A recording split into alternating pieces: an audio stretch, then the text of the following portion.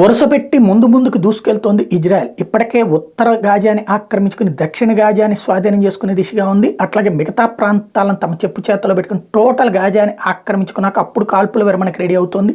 అందుకని కాల్పుల విరమణ ఒప్పందాన్ని కావాలని ఆలస్యం చేస్తుంది. బందీలను ఎట్లాగో విడుదల చేస్తారు, అందులో కొంతమందిని వాళ్ళు చంపుతారు కూడా. వాళ్ళ కోసం అని ఆగితే గనక ఆ పైన మళ్ళీ హమాస్ తీవ్రవాదుల పెత్తనం వస్తుందని భావిస్తూ ముందుకు దూసుకుపోతుంది. కాల్పుల విరమణలోపు భారీ దెబ్బలు తీయాలనుకుంటారు. అందులో తాజాగా చూస్తే ఇజ్రాయెల్ భారీ అటాక్ చేసింది.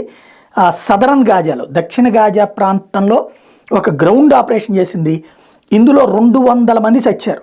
ఈ 200 మందిలో 180 మంది వరకు తీవ్రవాదులు ఉన్నారు. ఒక 20 మంది సాధారణ ప్రజలు కూడా ఉన్నారు. ఐడిఎఫ్ చాలా జాగ్రత్తగా పన్నినటువంటి ఉచ్చులో ఇది యహియా సిన్వర్కి సంబంధించినటువంటి హౌస్ పక్కన ఉన్నటువంటి భవనం. అది ఇజ్రాయెలీ మిలిటరీ దాంట్లో ఒక టన్నెల్ని కూడా స్వాధీనం చేసుకుంది. సిన్వర్ లోపల ఉన్నాడా లేదా అన్నది ప్రస్తుతం వెతుకుతోంది.